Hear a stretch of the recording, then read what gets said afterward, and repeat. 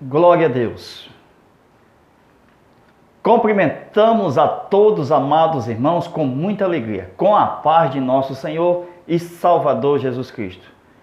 Estamos dando continuidade aos nossos estudos bíblicos das lições CPAD. Chegamos na lição de número 5, onde nós vamos tratar a lição que traz como tema Amando e Resgatando a Pessoa Desgarrada. O nosso textuário está em Lucas capítulo 15, versículo 5. A verdade prática diz que Jesus é o bom pastor que veio dar a sua vida para resgatar as ovelhas, as quais estavam desgarradas e distantes de Deus. O nosso texto base para o nosso comentário está em Lucas capítulo 15, versículo 3 ao 10, onde vai tratar de duas parábolas. Na verdade, o texto de Lucas, capítulo 15, trata de três parábolas. É o capítulo das coisas perdidas, onde nós temos 1%, 10%, 50% ou alguns dizem até 100% que se perdeu de acordo com a história de Jesus ao ser narrado para fariseu e escribas.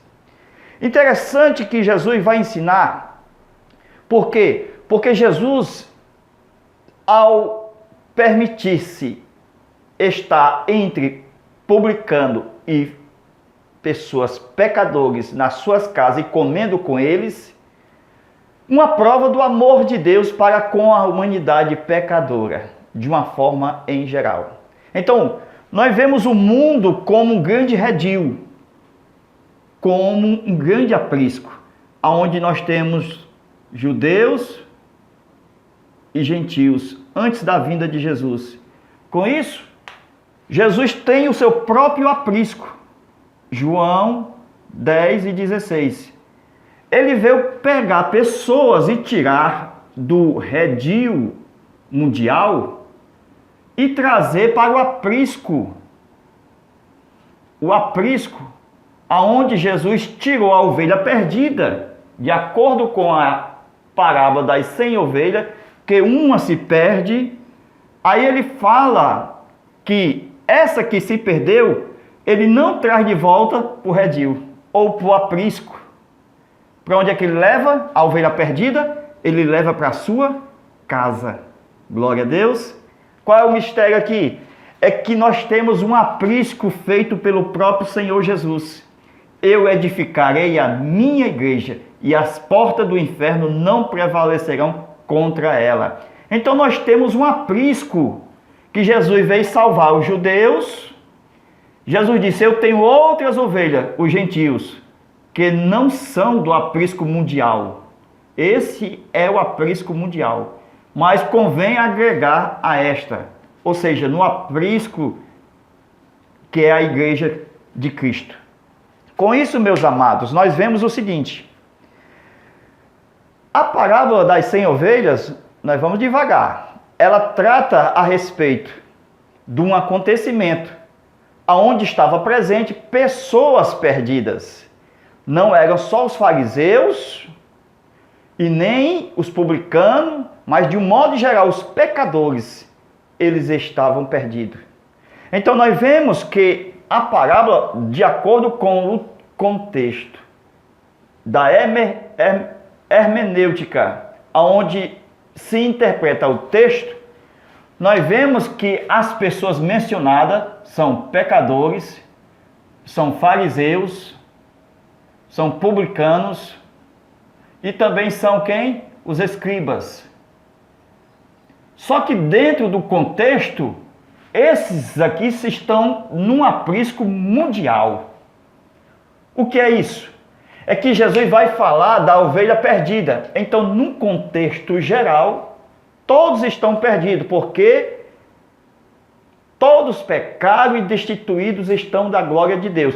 Então, Jesus está contando uma parábola para quem? Para pecadores, publicanos, fariseu e escriba.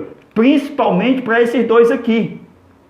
Porque o texto vai dizer o seguinte, porque quando uma vai ser achada, por que uma vai ser achada?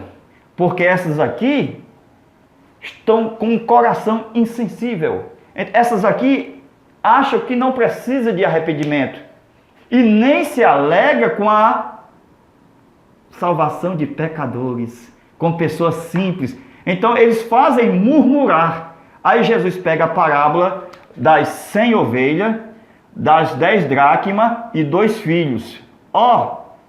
O que é isso aqui? É que Jesus vai contar de um contexto geral.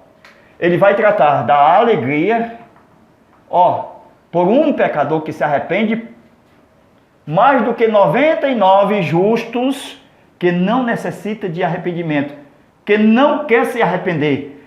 Meus irmãos, o contexto da parábola é de acordo com ovelhas e ovelhas.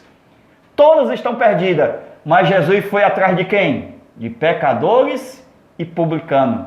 Os fariseus não se alegraram, os escribas não se alegraram, murmuravam contra os pecadores e os publicanos e contra Jesus, principalmente, porque recebiam pecadores e publicanos. Então Jesus está contando a parábola de acordo com a situação onde os fariseus estavam presentes, murmurando. Então nós vemos o seguinte: de 100 se perdeu 1%, porque foi a ovelha perdida. De 10 se perdeu 10%, porque foi a dracma perdida. De 2 nós vemos o filho pródigo. Então nós temos 50% perdido. Ou alguns podem colocar até 100%. Não há nenhum problema que acharam um outro filho perdido. Se acharam um outro filho perdido aqui, então no contexto geral, os 2 filhos estavam perdidos. Então, no contexto geral, está falando de perdidos. Portanto, Jesus vai atrás da ovelha que sai do redil do mundo, porque não quer ficar entre os fariseus e os escribas. Por que Jesus foi atrás dessas ovelhas aqui, mesmo no contexto de ovelhas perdidas? Porque essas aqui se arrependeram. E Jesus vai mostrar que a alegria no céu por um pecador que se arrepende do que 99 que se dizem já serem justos aos seus próprios olhos, com sua arrogância, com seu orgulho. Então, meus irmãos, a parábola é muito forte, porque ela vai tratar de um capítulo inteiro, Lucas capítulo 15, onde trata de coisas perdidas. E isto também serve para usar para a nossa vida espiritual, a nossa vida cristã. Quantas pessoas não perdem as suas próprias coisas dentro da sua própria casa, como nós temos a dracma perdida? Isto levando para o lado cristão. Nós temos o que, meus irmãos? As pessoas, quando perdem nas suas mínimas coisas, elas não estão nem aí. Elas não vão procurar reparar a perda quando está mínimo ou quando a perda é insuficiente. Elas vão perdendo aos poucos, por quê? Porque elas não vão reparar problemas, mesmo que sejam poucos. Como diz a Bíblia que um abismo chama outro abismo, então ela só pode abrir os olhos quando a perda estiver maior. É aqui que ela vai abrir os olhos, podendo ela se reparar aqui, podendo ela procurar a ovelha perdida. Meu irmão, isto é uma demonstração diante da parábola de um grande amor de Deus. Que o nosso Deus, ele procura, mesmo nos mínimos detalhes, na insignificância, ele procura quem se perde. Então, é uma lição de vida para nós. Por quê? Porque nós perdemos as coisas insignificantes e nós não estamos nem aí a procurar. Com isso, a perda sempre vai procurar aumentar na proporção. E quando chegar em 50%, já não tem mais como voltar. É muito trabalhoso. Então, meus irmãos, nós vemos o seguinte, uns 2 grupos aqui, grupos de fariseus e escriba. De acordo com a parábola, eles não se alegram com os que estão salvos, com os que se arrependem, mas o céu se alegra. Eles não sentem necessidade de arrependimento, porque eles se acham justos aos seus próprios olhos.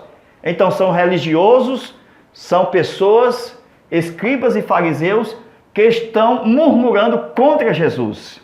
Então, meus irmãos, Jesus vai buscar a ovelha perdida. Por quê? Porque ela se mostra sincera. Ela se mostra sincera, mesmo estando perdida. Então Jesus vai atrás da ovelha perdida. Aí nós vamos ver o seguinte. Esse grupo aqui foi um grupo insensível, gorduroso, incrédulo. A palavra de Deus, conforme diz a parábola do bom semeador, bate e volta. É o caminho duro. Por isso que essas ouviram a voz do Senhor. Glória a Deus. Essas ouviram a voz. Com isso, nós vemos o seguinte. Onde foi achada a ovelha perdida? Foi achada onde? Perto de casa. Glória a Deus. Então, quando o pastor acha a ovelha perdida, o pastor não leva para o redil. Não volta para o mundo. Mas o pastor leva a ovelha para onde? Para a sua casa. Então, o pastor leva a sua ovelha para a sua casa. Com isso, na frente da sua casa, nós temos um curral. Olha aí, meus irmãos. Aonde são colocadas as ovelhas. É diferente de um redil. Porque o curral são colocadas ovelhas e estão no doméstico. Porque está próximo à sua casa. Só que no aprisco mundial, nós vemos tradicionalmente lá em Israel, antigamente nós vemos as ovelhas sendo conduzidas para desertos, atrás de verdes pastos, foram para muitos longe, atrás de águas tranquilas, como diz o salmista, à procura de pastos. Então, quando vários pastores se reuniam, eles colocavam as ovelhas no deserto em um aprisco. Então, esse aprisco, ele está onde? Está fora, está no deserto, está no vale. Então, aonde se reúne várias outras ovelhas com vários outros pastores. E aqui tem uma porta, aonde um dos pastores ficam aqui para vigiar à noite, para que o lobo, o leão e o urso não venham pegar as ovelhas que estão no aprisco. Então esse é o pastor que foi eleito pelos demais para supervisionar o quê? Aquela noite, e assim sucessivamente elas estão guardadas aqui. Mas acontece que sempre uma foge pelos montes. O que é que acontece mais? A dracma perdida foi perdida no interior da sua casa. A maioria das nossas perdas são dentro da nossa casa. Então, o testemunho de uma ovelha, meus irmãos, com Jesus, ele explica que quando a ovelha é achada e a moeda é achada, está escrito que há alegria no céu. Também diz que quando a mulher encontra a moeda perdida, que na parábola equivale a uma ovelha, até mesmo o valor da dracma, que equivale a um dia de trabalho, e também tem um valor de uma ovelha, nós vemos que eram convidados vizinhos. Isto mostra o testemunho do crente diante da sociedade. Quando se alegrar, alegrar com o vizinho. Isto é muito forte, porque precisa de ter bom testemunho para convidar o vizinho, para fazer parte da alegria, porque foi achado a dracma perdida. Com isso, meus amados irmãos, nós vemos que, olha aí, a parábola está ligando a ovelha perdida, com a dracma perdida e com o filho perdido. Então são 3 ilustrações que mostram uma história só. 3 histórias que faz uma só. Com isso, nós vemos o alcance mundial através dessas parábolas, mostrando assim o amor do Pai, que o alcance mundial está aqui, em outras ovelhas. Eu preciso, Jesus falou, buscar outras ovelhas que não estão nesse aprisco. Esse aprisco é o de Jesus. Há o aprisco de Israel, o aprisco das nações, mas Jesus veio fazer um só aprisco, glória a Deus, e um só pastor. Aí nós temos mais, vejamos. Quando a ovelha, ela se perde, fica no abandono, o pastor vai atrás das ovelhas. O que é isso? É que ele vai investir a sua vida, mesmo que for necessário, dar a sua vida pelas ovelhas. Isto é investimento. O investimento é dar para receber com juros, para receber com rendimentos.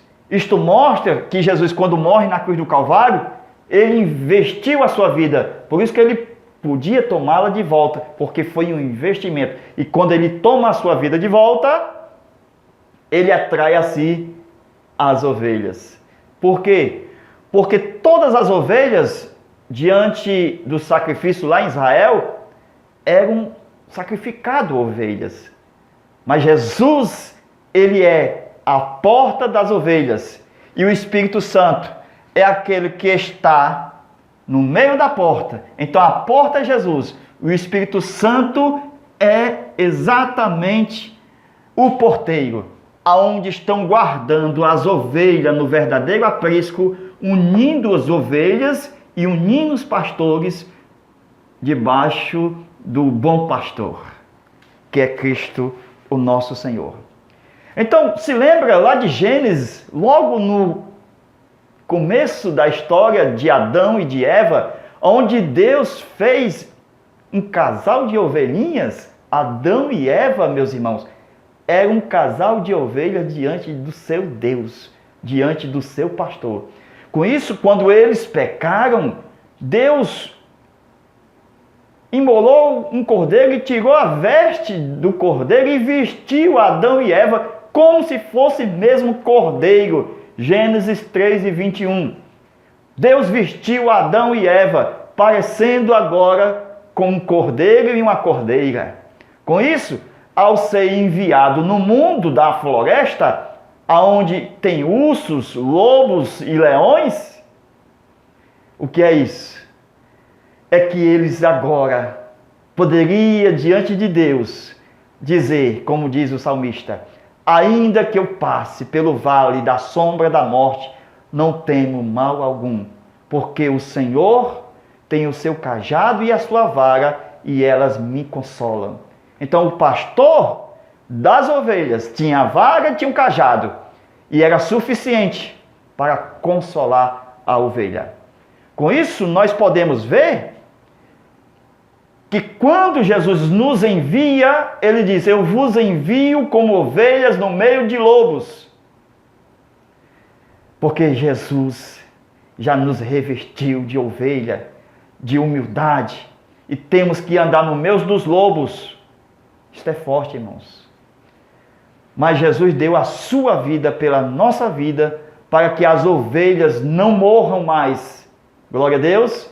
Por isso que as ovelhas agora, no seu pastor, têm vida e vida com abundância. As ovelhas em Cristo não conhecem mais a morte. É uma contradição se as ovelhas em Cristo conhecerem a morte. Por quê? Porque Jesus venceu a morte.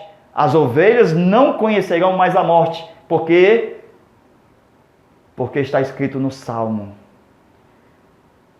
que a morte será apenas uma sombra.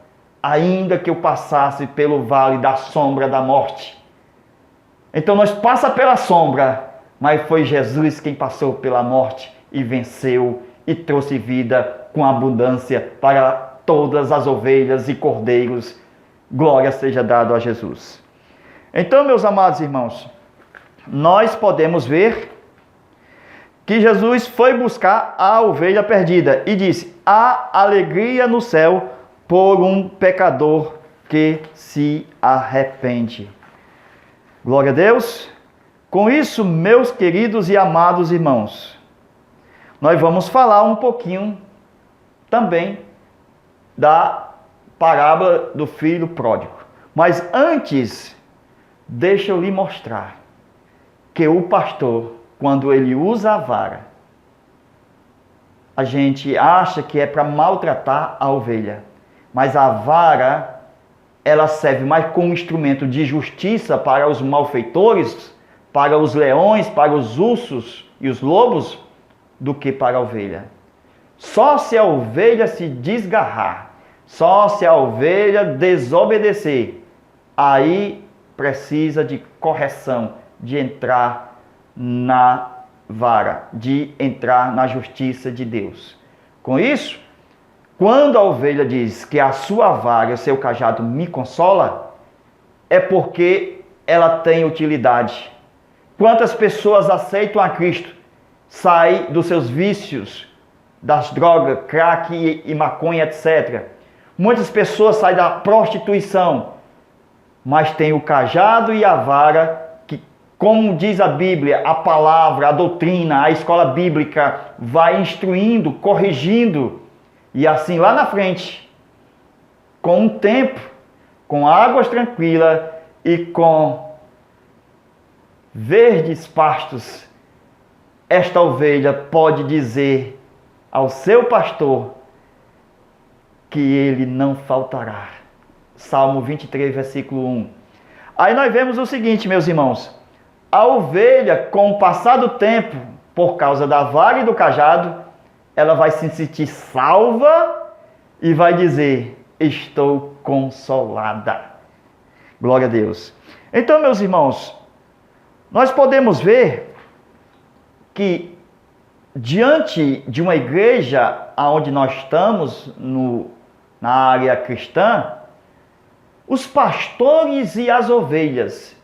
Os pastores, se porventura forem ricos e as ovelhas forem pobres, isso quer dizer que o pastor é mercenário. Mas, se todas as ovelhas forem ricas e o pastor for pobre, isto mostra que a igreja é avarenta. Com isso, precisa ter um equilíbrio nesta área. Se o pastor tem uma Mercedes-Benz, o vice-pastor ou co-pastor tem um Fusca, precisa ter um equilíbrio nesta área. Amados irmãos, parábola do filho pródigo. O que é que diz lá? Vamos. A parábola do filho pródigo. Mais uma vez, a parábola do filho pródigo retrata um perdido. Se nós vermos, meus amados irmãos, a parábola vai tratar de um pai que não morre, que parte a sua herança. Normalmente os pais morrem e a herança fica para os filhos. Mas o filho procurou a herança de um pai vivo. Então, nós vemos que a parábola do filho pródigo já leva para um outro caminho. Então, aquele pai que vai repartir os seus bens, a sua fazenda, com aquele filho que pediu parte da herança, nós vemos que é um pai diferente, como nós pregamos no dia a dia. Porque esse pai não morre e parte a fazenda sem nem precisar ir à justiça. Então, é um pai que sabe que quando um filho pede pão, ele sabe que é dever do pai dar o pão. Glória a Deus. Com isso, a alegria do pai é viver os filhos no seu lar, alegre como seu pai, herdeiros e co-herdeiros com Cristo. Glória a Deus. Com isso, o pai se alegra que os seus filhos se tornem seus príncipes, porque ele é o nosso rei. Aí nós vemos, meus amados irmãos, que um pai que parte a fazenda.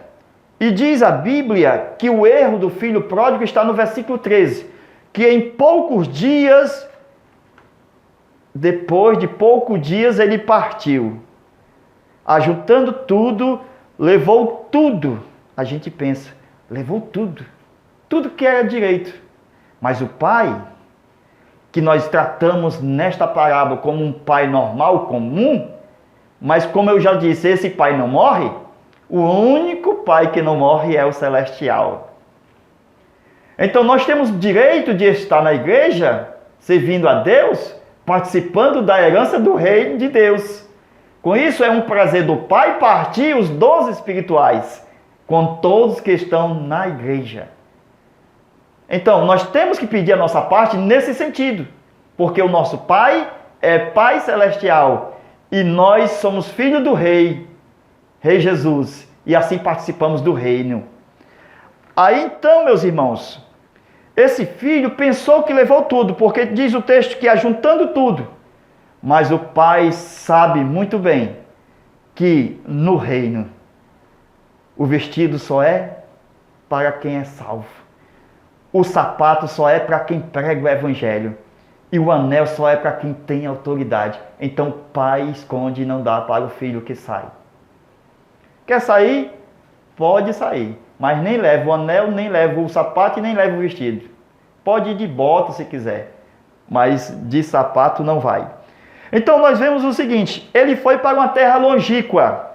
E lá nessa terra longínqua, sem a administração do pai, porque o pai é quem administra e agora ele só vai fazer tudo a seu bel prazer, de acordo com a sua própria vontade. É o pai quem sabe os caminhos errados, porque já passou por ele, nesse sentido humano. É ele quem sabe aonde estão os problemas da vida, e ele vai sempre alertando, e se necessário corrigir. Aí então, ele foi sem a administração do pai, sem o temor do pai, e sem a experiência do pai. Então, isto mostra um filho desgarrado, indissolutamente, partindo para a terra longínqua, sem a doutrina de Cristo, sem o maná, sem a presença da palavra de Deus. Então, longe do pai, ele se deparou com uma grande fome. Perto do pai, tinha comida e não lhe faltava nada. Fome não estava no seu vocabulário. Com isso, tudo distante do pai, numa terra longínqua, aonde na parábola nós temos uma terra de Satanás, aonde os seus próprios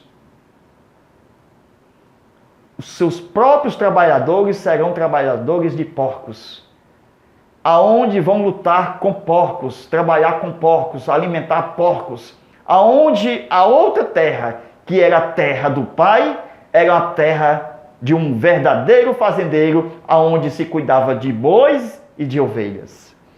Então, quando ele sai para a terra longínqua, se projeta uma lupa psicológica aonde as coisas se tornam grandes. Por isso que houve uma grande fome, porque longe do pai as coisas se tornam grandes. Uma grande fome, um grande prejuízo, uma grande luta, um grande problema, uma grande doença. Então tudo começa a ser uma grande catástrofe. Se a pessoa nunca se hospitalizou, começa a se hospitalizar.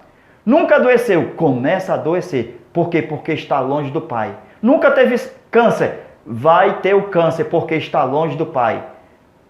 Isso é forte, porque longe do pai tudo se projeta grande. Até o adversário vai querer acabar com a vida do filho do pai. Por quê? Porque o adversário é inimigo do pai, tem raiva do pai. Com isso quer descontar no filho.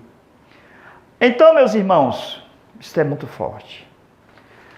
A parábola, ela conclui mostrando o seguinte, a respeito do bezerro.